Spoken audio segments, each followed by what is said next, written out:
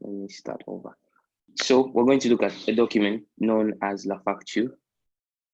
Starting from the top, it reads d'un document, la facture d'un document commercial émise par le fournisseur destiné à son client qui indique les détails et les conditions, conditions de négociation de l'opération. So this simply says that a facture is a document written by a provider and sent to a client. So we have two people involved here. And what this document contains it contains the conditions of negotiation and the amount the client is supposed to pay. So it also contains the goods which the person has purchased. So a clear-cut example of a facture would be a receipt. You go into Carrefour, you buy a certain number of goods and you pay for them. So what they give you, that receipt, is an example of a facture, because Carrefour in this situation is the provider. We are the clients. We as customers are the clients, and it shows what the amount we are to pay and the goods which we bought. So yeah, that's it for the definition. I don't know if you have any questions, or maybe you'd prefer more examples.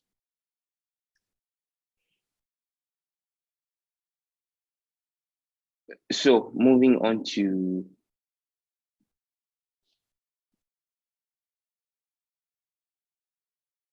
the facture, like, yes? Yes, just on the facture. If you're talking about the facture, I basically talking about, is there a difference between, from the English perspective, between a receipt and an invoice? From the English perspective, no, there's not actually much of a difference. If I remember my commerce right, an invoice also dealt with, but I think it's really the difference came in on how we had the sales invoice, we had the purchases invoice. So the difference comes in on which perspective you're looking at it from, because if we had the sales day book back in Zambia and we had the sales invoice. So what we recorded in the sales day book is what we got from the sales invoice. So speaking of the perspective of sales, it means we are the provider. We are the one selling the goods. So, and an inverse situation is the purchases invoice. So the purchases invoice is a source document for the purchases day book. And well, I don't know if you get the logic there. Yeah. Okay, yeah. So a receipt can work for both the provider and the buyer, but an invoice works on a specific individual per se. Okay, so like directly translating, what's a facture in English? That's a good question. I actually don't know. I won't lie. I don't know what, because I think it should be just a bill. Okay. I don't know what the word facture means exactly in English. Just the word itself, but I know the definition. So sorry, my information isn't quite in order. I will look into that. It's all right. Thanks, man. All right. So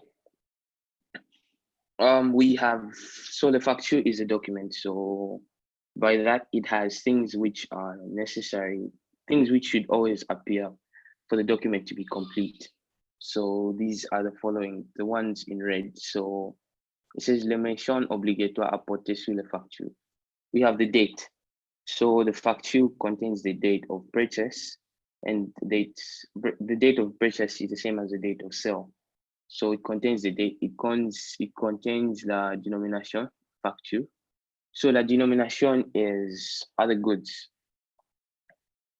that we bought.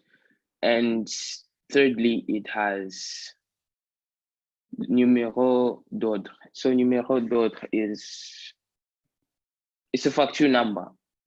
So the facture has numbers. They say, let's say, like in the case of Carrefour. Let's say in a day they have sold to, let's say, 1,000 customers. So the number of customers will be noted on the facture as well. It also helps for easier tracing of things. Let's say you are a customer who comes back with a complaint that your goods aren't quite what you expected them to be and you like to change. So the facture number would also work as a reference in such a situation. So fourthly, we have le nom or les raisons sociales de vendre et l'achat. So this one isn't actually obligatory because in the case of a receipt, because we don't have a reason, I see no point of writing a reason for buying certain goods. And 1, 2, 3, 4. The fifth one is le numéro immatriculé au registrement de commerce. So this numéro is, so the facture is like the first document. So from the facture, we record into other documents. So this number, the numéro immatriculé, immatriculation, it's a number that we get from a facture when recording into other documents which follow after it. And the sixth one is la forme juridique. La forme juridique is, bon, or le numéro de partenaire. So this one is, it's a number as well. So this one contains quite a lot of numbers. You have to know where each of them are placed. And lastly, we have le mode de délai de règlement. So the mode de délai de règlement is your method of payment. So it's either you pay on espèce. So on espèce is there and then, or you pay à crédit. So the mode de délai simply talks of your method of payment, whether you pay there and then, or you pay on a later date. So that's it with the mode de règlement, the mode de délai de règlement. So now to make it easier for you guys, I know we tackled quite a number of them before. They reduce them into the ones that you'd find usually on a facture and on a simple facture. Bon, we have, this would be a more complex facture in a case of Carrefour, but to our customers don't really, well, not all customers have understanding of accounts, so they provide to the customers, they provide a quite simpler one, which would be this one. So as business student, we look at it from the perspective of the customer, not the business in this case. So the first one, like before, is the date on which you purchase the goods. The second one is le prix unitaire. Le prix unitaire is the price at which you bought the goods at. The third one is la quantité facturée. The quantité facturée is the quantity of goods that you bought. And the fourth one is the montant hors taxe. So the montant hors taxe. So here, this tax they are talking of is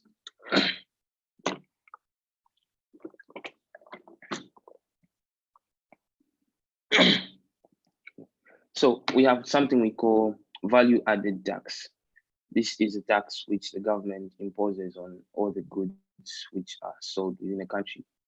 Yeah, it's a form of government revenue. So this tax, so this point where it says the montant hors tax. So TVA, value added tax, is at the charge of 20%.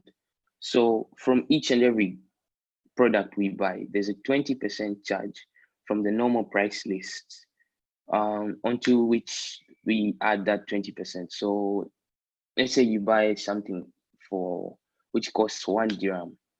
So 20% of 1 dirham would be 0.2. So the actual price you'd have to pay for that is 1.2. So value added tax it's always added. So, but we indicate the amount that isn't yet taxed.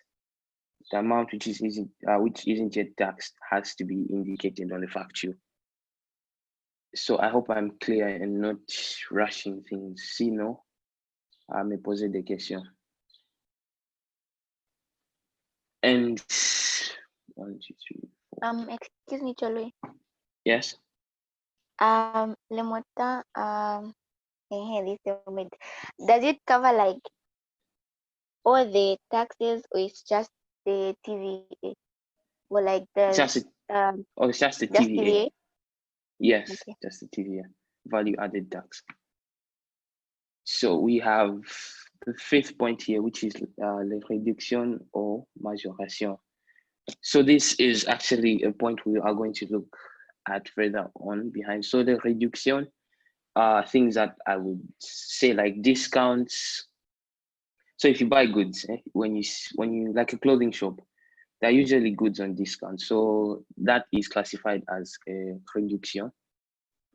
And we have majoration. Majoration are simply additions onto your normal price. So TVA is an example of the majoration in this case because it's added onto the actual price of a good. And lastly, we have le taux de la TVA, le montant de la TVA. So this TVA amount should be indicated separately. So you have the actual price of the goods, and there's usually they write 20%, then they would write the figure for the 20%. So that 20% is charged onto the actual price of goods. Like I said before, the example with the 1 dirham, and you'd have to pay something costs 1 dirham, and you have to pay 1.2 because of 20% tax charge. So that amount for the tax should be indicated separately so that a client is able to properly distinguish the two. So for the necessities of a facture, I hope I am clear. And moving on to an example of how a facture actually is drawn up, a complex one, that is. So it looks something like this. So this is a complex facture. Well, we have things that we missed out actually, but anyway, Sava.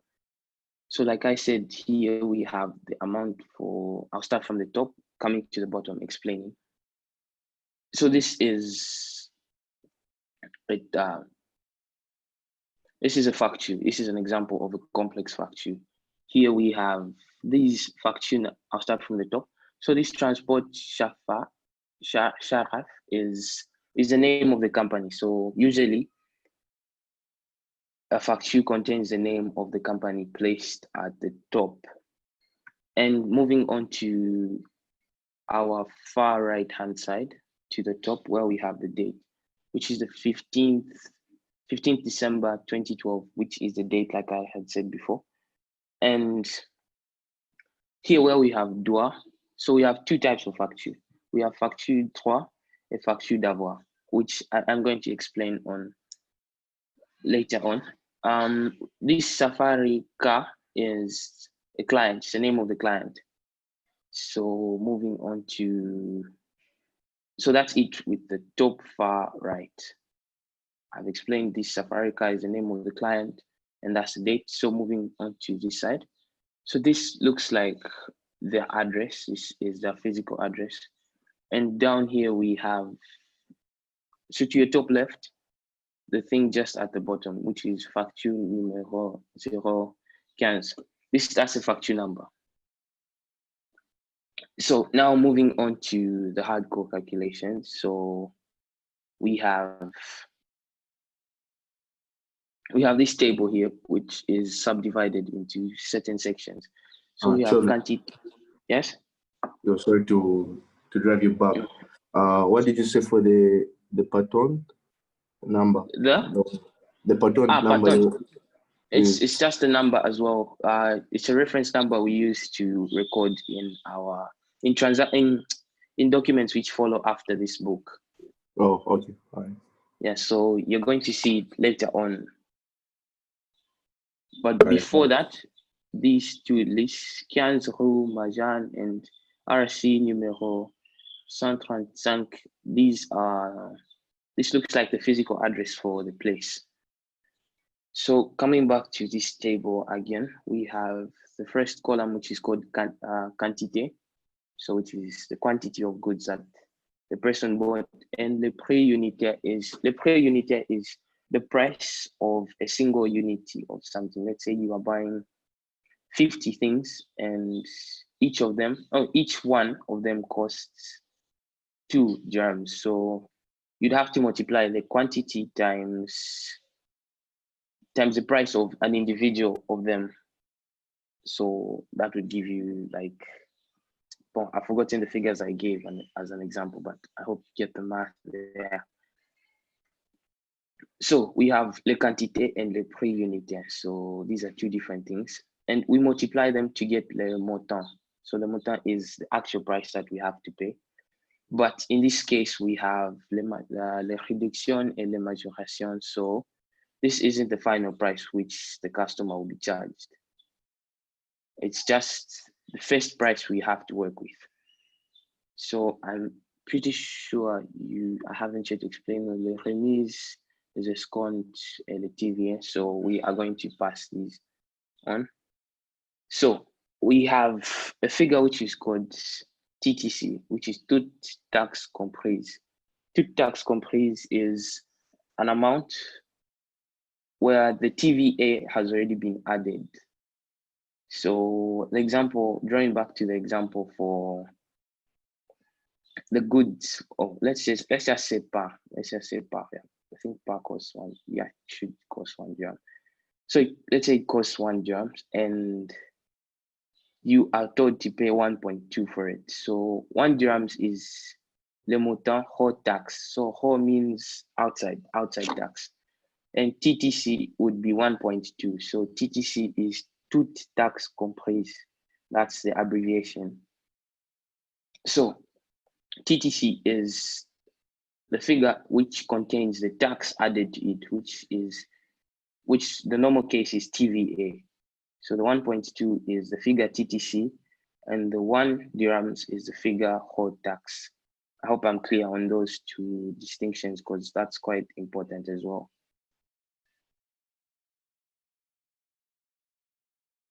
So on avance. Cholo. Yes. The network cut at some point, so I don't know if I can backtrack a little bit. Okay. So I think I'm just going to. I think you got the explanation on the columns, right? Yes. Okay. So I think let me just start from there anyway to avoid any drawbacks. So we have the column de quantité, we have the column de prix unitaire, we have the column de montant. So quantité, the quantity of goods. Prix unitaire is the price of an individual item. So if you bought 50 goods, the prix unitaire would be the price of one thing of those 50 goods. So what we do is that we multiply those two figures to get the montant total. So now, here, these les remises, les escomptes, we haven't yet tackled them, so I'm not going to explain them to avoid any confusion. Then I draw your attention onto this figure called net à payer, TTC. So this figure TTC, this TTC is an abbreviation for toute taxe comprise. So TTC is a figure which contains the TVA. So an example I will give again is par. Let's say par costs 1 dirhams, and you find a place where they ask you to pay 1.2. So it means le montant or le montant hors taxe is 1 dirhams, but when they add the TVA, which is tax value ajouté, which is 20% of the actual cost, so the figure will draw onto 1.2.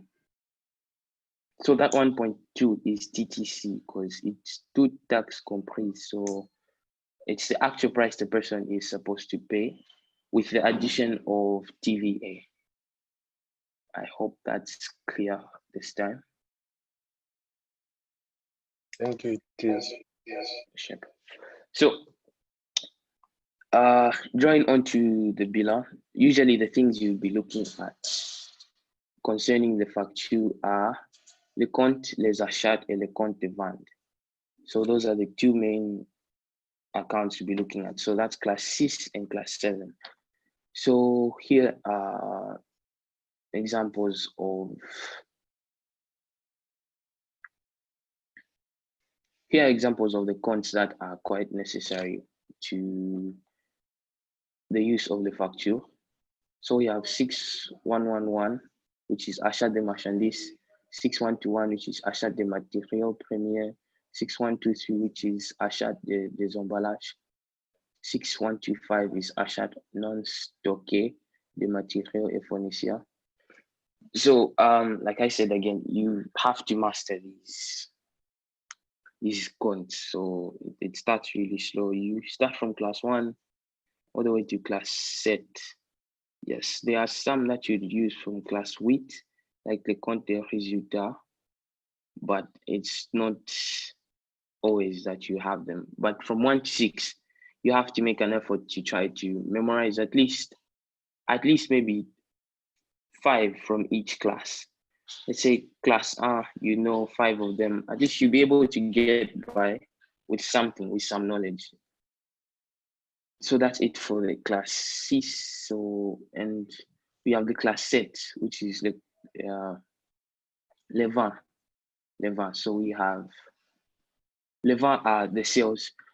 So we have 7111, which is vente de marchandises. We have 7113, which is vente de marchandises à l'étranger. So we have two things. We have vente de marchandises locales, but they don't write that, and vente de marchandises à l'étranger. So there's that distinction which we have to pay attention to.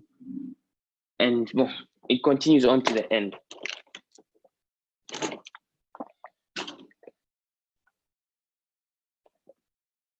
So these are all, I repeat, here we just have to learn the knowledge for le compte des achats et le compte des ventes. Those are the, I think, the 2 classes that you'd have to, which is class 6 and 7, respectively, that you'd have to memorize in order to get by with the facture. So I think, well, there's no example of the facture. Okay, it's going to come later. So the facture has 2 main subdivisions when dealing with the facture. We have what we call the réduction and what we call the majoration. So the réduction are things that reduce the price, and the majoration are things that increase the price. So jusqu'à là-bas, j'espère que je suis clair. Bon, on avance. So we are going to start with the réduction. I'm just going to list them to you. Then I will explain them further on below. So for the réduction, these are things that reduce the actual price of goods. So we have 2 main subdivisions again on this one. We have the réduction commerciale and we have the réduction financière. So starting with the réduction commerciale, we have the rabais, remise, ristourne. So each of these, so these figures are usually, this rabais, remise, and ristourne, they're usually given to us as percentages. So let's say you have you have bought something worth of 1,000, and they give you, I'll start with the first rabais. They give you rabais as 3%. So what you do is you just calculate 3% of 1,000. 3% of 1,000 would be the figure for the rabais. So these figures, they give them to you as percentages, I repeat. They give them to you as percentages. So they have, in fact, each of them. Where? Cholo. Where? So the same figures, for instance, for Rabbi, which is more like a discount given by the fournisseur, maybe for instance, due to late delivery or bad condition or something, n'est-ce pas? Where? So for instance, you're saying they're given to us as percentages. So the percentage is supposed to be calculated multiplied by pre-Devon. No, they give you the percentage, that's the thing. Yeah. So I just gave you an example of 3. It's not always that it will be 3. So it's Okay, 3% of. Yeah, so it's the 3% from the selling price, which is the prix de vente, n'est-ce pas? Oui, c'est ça, exactement. Oh, okay, thank you. Oui, ça va. So is there a situation where I can be given rabais, remise, and ristourne at the same time? Oui. Oh, okay. Oui, which is the usual thing actually. They give you 2 of them or just 1 of them. Or all of them. So is there a certain order of how you're supposed to do the calculations first, or you can start with any? Bon, it's rabais, remise, restore. So I think what can help you understand which one comes first would be the vowels before. So we have triple R. In fact, they are abbreviated as triple R. So Yes. rabais, the first letter after R is A. So that can help you memorize that rabais comes first. Remise, E comes before I. So I think that can help you understand the order a bit. Oh, all right. Thanks, man. Cheers. So that's it with the réduction commerciale, and we have what we call the réduction financière. So these are also reductions, and under this one we just have escompte. So for this one it's just one thing, but for the réduction commerciale we have 3. So in a case where they've given them to you in a jumbled manner, where they start in the details, they started with the resto, then the rabais, then the remise. The calculation will be wrong if you calculate it by the order you are given. The figure, the montant you find will not be the same for some reason. So you really have to obey this order. So like I just said, the vowels. So the letters just after these rabais, remise, and risto are abbreviated as triple R. So the vowels which are just after the R's should help you know the order. So A comes before E and E comes before I. So that should really help you, because if you jumble them, it's wrong. So it means the rest of the calculations are wrong. So that's it with the réduction. Now we have the majoration. The majoration, first, they are subdivided into 3. First of all is the TVA, which is the tax value ajouté. Sorry, Charlie, I have a question. Could you Yes. please kindly explain more on reduction financial? Okay. So a reduction financier, okay, let me just explain to you what it is exactly. So this escompte is a reduction that we give to our customer if he or she pays the goods before the date that we agreed he should pay on. So this one is a case where we give the goods to the customer on credit. So we tell him he will pay on the 30th of, let's say, July, the 30th of July. And we enter the month of July. So when we enter the month of July, and on the 15th, we are in need of money. We are in need of funds. So we do not have them per se, but we can ask the customer to pay. So we ask if he is able to pay before the date agreed, we give him an escompte. So that in its nature is a reduction financier, because he paid for the goods before the date we agreed on. So I don't know if that's clear or I explain it in another way.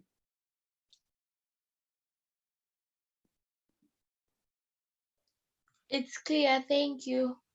Okay, welcome. So moving on to the majoration, these are the figures or the the transactions that we add onto the montant qui on a, the figure which we already have. So we have TVA, which is an abbreviation of tax value ajouté.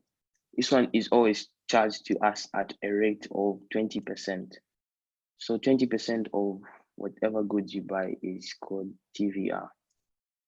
And secondly, we have transport. So transport, it's dependent on the business though, because there are some businesses which offer transport to us for free and which offer delivery of goods for free, and there are others which do not offer delivery of goods for free. So under transport, we have two situations that are quite easy to understand. The first one, we have a situation where the company we are buying the goods from actually provides transportation, but they provide it at a cost. So let's say Majan, they have their own vehicles. Then the second situation is where the company doesn't provide, it doesn't have transport to deliver the goods. So what they do is maybe they hire a transporting agency. So whatever the case may be, you would have to cover the cost yourself.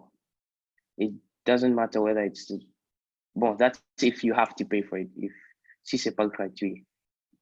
So if whatever the case may be, it's either the business has delivery services or it gets from another company, you'd have to pay for them. Then les emballages, the last one of the majoration is les emballages. So les emballages are it's packaging of goods. So the example I would give would be better understood by the guys. So we have a tank of gas. That tank of gas, when you're buying it for the first time without a bottle, I'm sure it costs 90 dirhams, 90 or 80 something. It costs more than when you take the actual thing for gas, when you take an empty one and buy another one. So the tank itself is an emballage. So and the emballage is just packaging. Another example would be mineral water, the big ones, I think the 20 liters. If you take them to Majan or something, so if you trade in the old bottle for a new bottle with the product inside, it's cheaper than just buying a new bottle without having something to trade it in for. So I hope that's clear for the explanations, the rough explanations. Totally. You would say that les emballages are useful to the phonecia, right? Oui. Okay. Cholo, Ouais. could you kindly explain on the TVA and the transport? Okay. Je refais. So the TVA is tax value ajouté. In English, value added tax. I think it's the inverse. So this is an amount which is charged onto all the goods which are purchased at the rate of 20%. So whatever goods you buy, they are charged at the rate of 20%. I think next time you visit Carrefour or something, just try to take a look at the receipt. You're going to find a 20% attached to the name of each and every product. So TVA is an addition. So 20%, let's say a good costs 1 dirham and TVA 20%. So the actual price you're going to pay for it is 1.2. So that's it for the TVA. There's not really much I can explain on this one. Then transport. Transport, we have this one as a majoration. In a case where it's not livraison, it's not gratuit livraison, which is free delivery.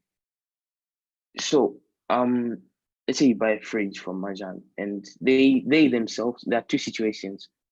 Majan themselves have like a canter or a van which they transport their goods to their client's destination, but at a cost, at an extra cost. So that extra cost which you pay to transport the goods to your desired location is an addition onto the actual cost you are supposed to pay. And secondly, we have a situation where Majan doesn't have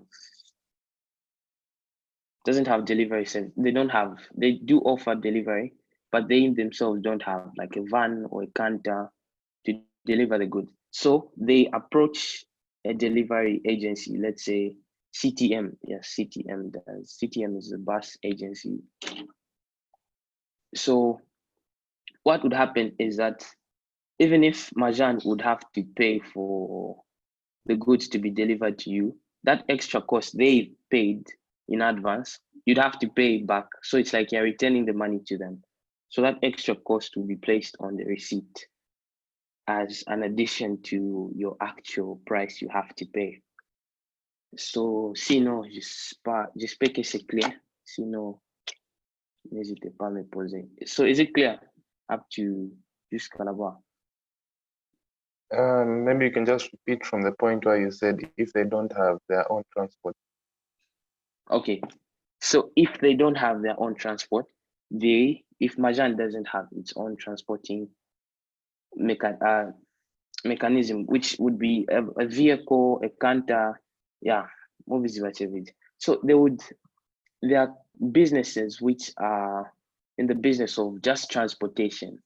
We have CTM as an example. It's a bus service in Morocco, which also has a delivery agency. Like, it's not just a bus service, but they also have like canters, they have buses, they have vans which deliver goods. So Majan would get into contact with CTM to tell them that we have certain products which a customer bought from us, and we would like you to deliver them to the desired destination of the client. So Majan, in its sense, would have to pay for that in advance. But when the receipt comes to you, you would find that amount already added onto your receipt. So what you pay is extra. So you'd have to pay more than you thought you'd pay because of the transporting means. So I don't know if that's clear or... Yes, it's clear. Thank you. Okay. So on passe à les explications de réduction.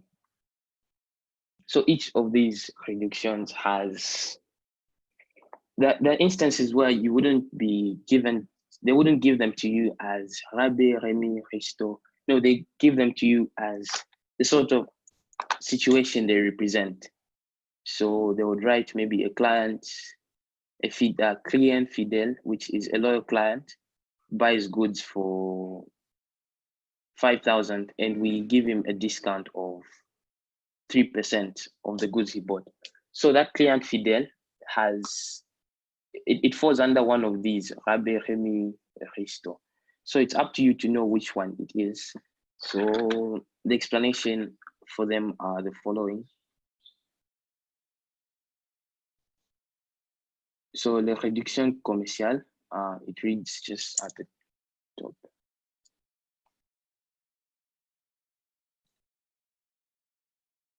Ce sont les rabais, les remises et les restos. So notez 3R. So 3Rs are the abbreviations. And to know their order, A, noting from the second letter of how you spell them, A comes before E, E comes before I. So yeah, that should help you identify them. So les rabais accordés par l'entreprise à ses clients. So these are the situations in which we accord is give out. So these are the situations in which we give out les rabais to our clients if we are the provider in this case. The first one is pour le retard de livraison. So if we delay in our delivery, we are to give our clients a discount just for them to feel a sense of importance. And the second one is pour défaut de qualité.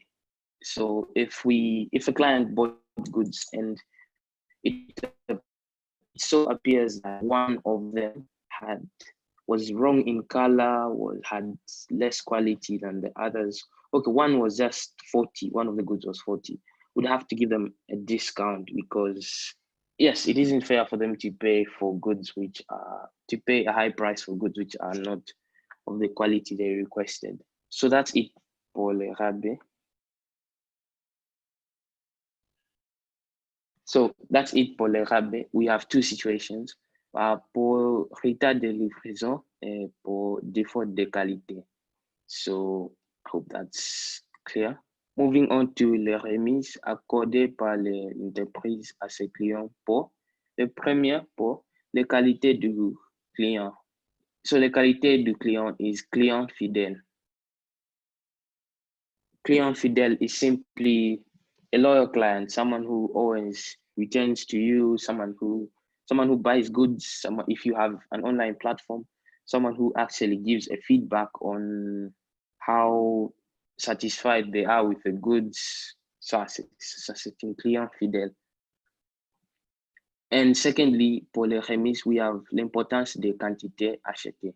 So this importance des quantités achetées is a situation where a customer buys a large amount of goods, let's say dating to above 50, 100, oui, ça c'est une grande figure.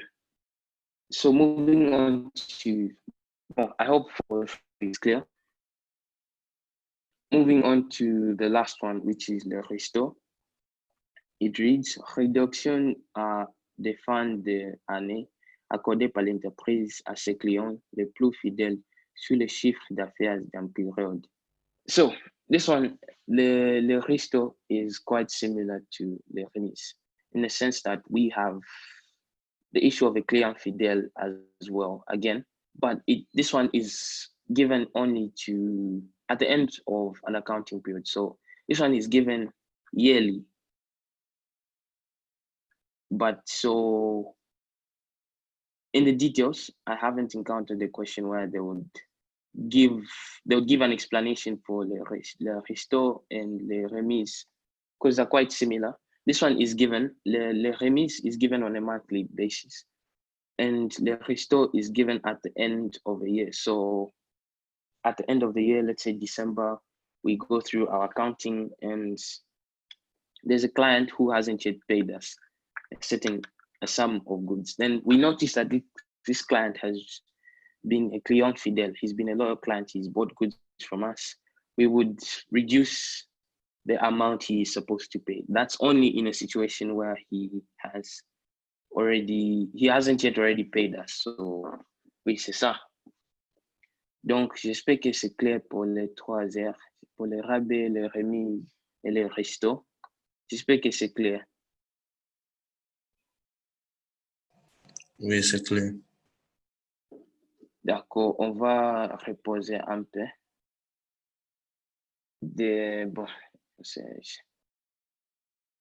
On va reposer un peu de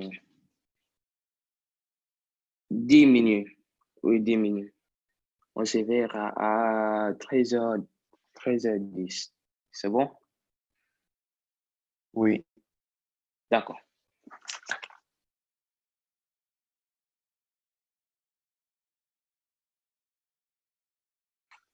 Okay, so let's continue from where we left off from. Starting with the calculations for the rabais, le remise, le resto, collectively known as the réduction commerciale. So we have a figure which is known as the montant brut. The montant brut is calculated as quantité fois, we have it there. So it's simply the quantité fois le prix unitaire. So it's the number of goods you buy multiplied by the cost of an individual good. So I hope that's clear. So moving on to the calculations, the actual calculations, we have montant brut, which is the figure just before, and we have the figure which is called, we have the réduction commerciale, the rabais, remise, and resto. So when these three are given to us as a percentage. So what happens is that we have le montant brut, then we have 10%. Let's say here's a clear-cut example. So what we have here, the first thing we have just at the bottom of the screen, hope you can see it. So we have montant brut, MB is montant brut, and we have 200,000. Then we have remise as 10%. So what we do is to find the figure for the remise. We do 10% of the figure which is just above. So which is 200,000. 10% of that gives us 20,000. So like in the nature, these are reductions. So they're supposed to reduce the price we pay for. So if we had 20% being the 20,000 being the figure for the remise, what we have, so the difference between the two is a figure we call net commercial. So I think that point was just above there. Let me just read this one to you. The writing's at the top. We have les réductions commerciales se déduit en premier sur le montant brut d'un facture, ce qui nous donne le net commercial. So NC stands for net commercial. So the difference between le montant brut mois, les réductions, n'importe quelle réduction, nous donne le net commercial. So yeah, you have to master these. Vous devez mémoriser les étapes aussi. Sinon, vous allez vous tromper. So then it gives us 180,000. 1,000 or 180,000. So I hope that's clear with how, like just a small example of how you calculate it.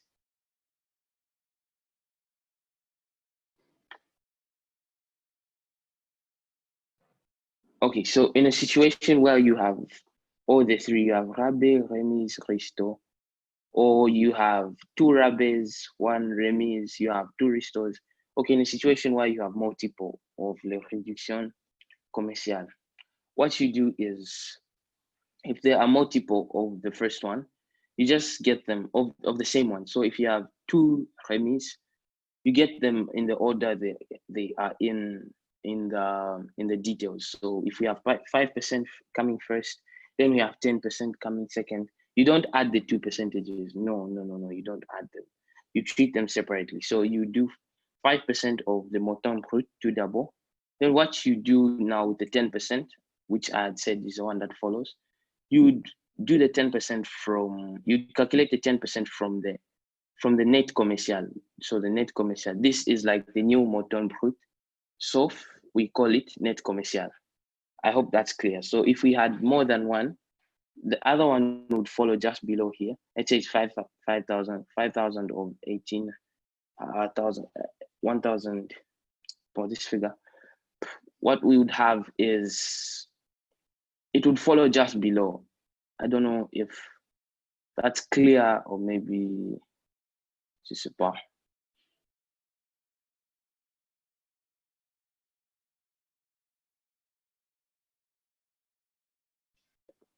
So I hope that's clear. Moving on to, now this is how we actually do it. This is how we actually do it. So firstly, we have montant brut. It has a figure attached to it. We have remise, which is given to us as a percentage. So these percentages are given out. It's not like TVA. TVA is fixed. TVA is fixed. It's 20%, but these are given to us. Then we have the figure there, and the difference between the two is what we call net commercial. So in a situation where we have another remise, or we have rabais, we have resto, if we have more than one réduction commerciale, you will treat it from the net commercial, from the previous net. So this net commercial becomes like the montant brut. So you'd find whatever percentage you are given of the net commercial. So then you would have a figure there. So you'd have two figures, and the difference between those two would give you the net commercial 2. Net commercial 2. J'espère que je suis clair. So this net commercial 2 would be to us as, in actual sense, it would be to us as the the third montant brut, like the amount that the reduced amount would have to pay. Then when we add the TVA, so if you're given 20% TVA and you had the figure for net commercial, you would do 20% of the figure which is just below, which is just above, sorry, above, which is a net commercial 2, the figure for the net commercial 2. And here, because TVA is a majoration, so you add. I know before we've been subtracting, so for the remise 1, we subtracted, remise 2, we subtracted. TVA is a majoration, so you add. So net, whatever figure would have for net commercial, we find 20% of it, and we add that 20% to the figure above, which gives us net à payer, which is the actual amount we are supposed to pay, also known as the TTC, toute taxe comprise. So, est-ce que vous avez des questions jusqu'à là-bas?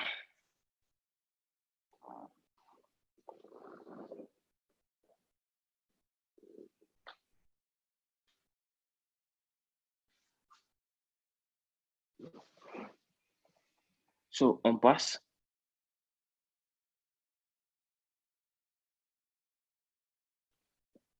So I think for today we can end here. This is something that I would explain later on. So, j'espère que vous n'avez pas de questions, tout est clair. On peut arrêter des cours ici. Merci pour votre attention.